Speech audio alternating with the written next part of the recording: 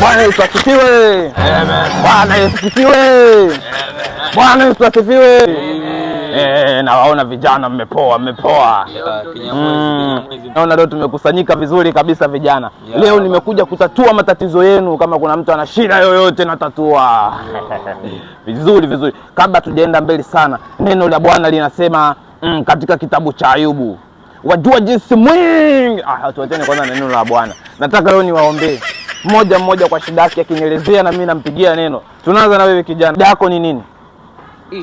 Niambie. Shida yangu nimepata lishangazi. Weka mic vizuri watu wakusikie. Shida yangu ni lishangazi. Unataka mshangazi kijana. Umepata kwa jina la Yesu. Umepata. Patia huyu kijana mwenzako mshangazi. Shangazi kweli. Wewe unataka nini kijana mpaka nachanganyikiwa? Unataka nini? Baba mtumishi baba, mimi nataka gunia la sigara baba. Gunia la sigara. Umepata. Mpatie mwenzako mic.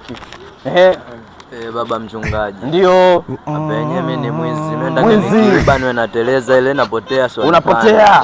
Hapa umefika baba, hautapatikana, hautaonekana, wewe utakuwa mwizi wa kimataifa kwa jina la Yesu. Pokea. Hapa wote mmepokea, tuimbeni jameni nyimbo ya Bwana. Baba ni baba. Baba ni baba. Bariki vijana jana. Asante sana jamani, na hapa naona ndio mwisho wa ibada yetu. Tulikuwa na ibada nzuri, kwa hiyo kama mwenye lolote hawezi akaongea, tumalize ibada yetu.